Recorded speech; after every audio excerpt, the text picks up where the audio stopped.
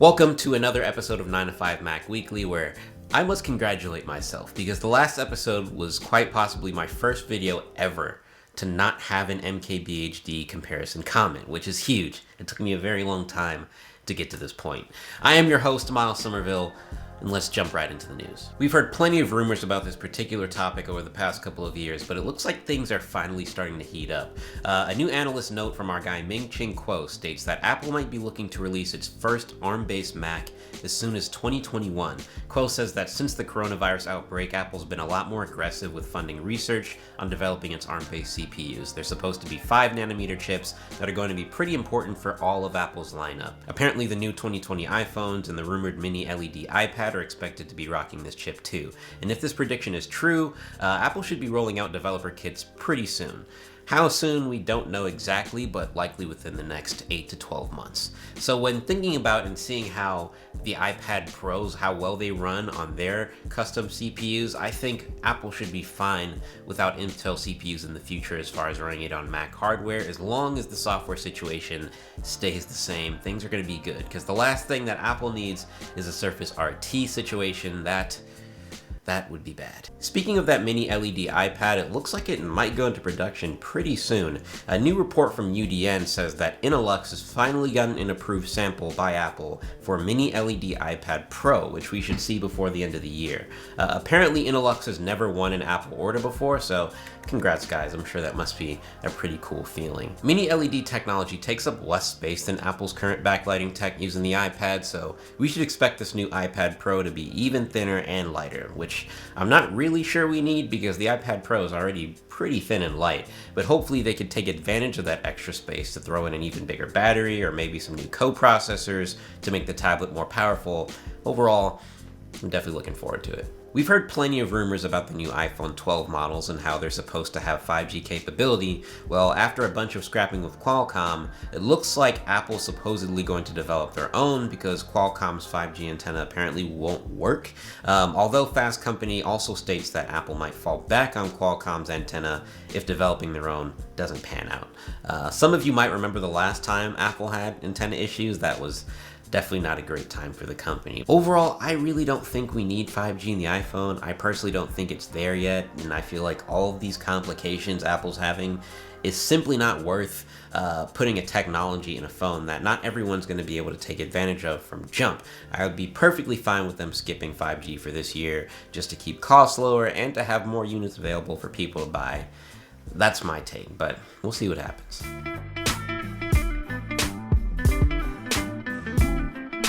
So we got even more submissions for this week. Some of them were quite strange. I'm not going to get into detail about those that were sent, but they're definitely not going to be shown on the channel. Let's check this one out. This one is from David Price. Let's see what he's got. Okay, so here's my desktop. Let's see. That's my computer.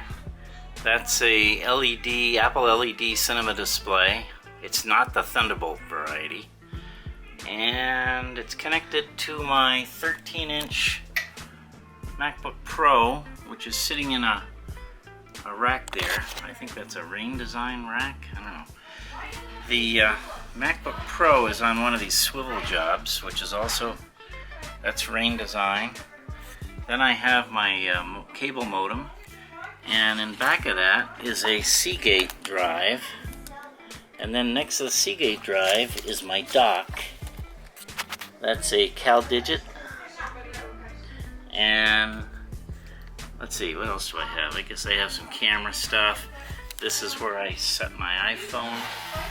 It charges there on my desktop. This is a scanner. It's one of those book scanners. You know, it's from Seizure.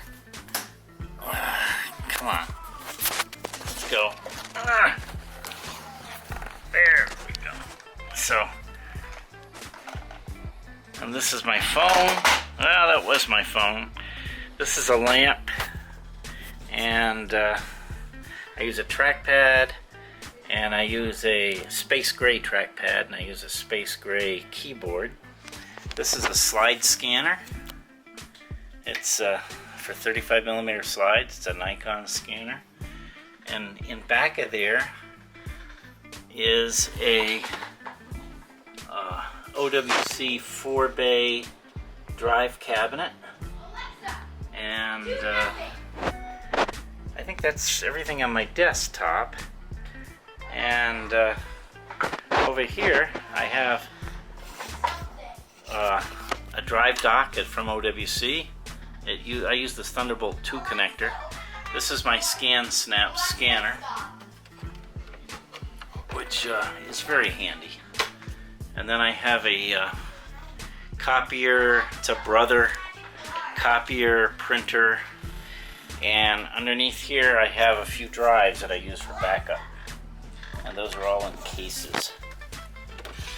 Most of them are in cases. So that's the setup. Kind of messy, but it gets the job done.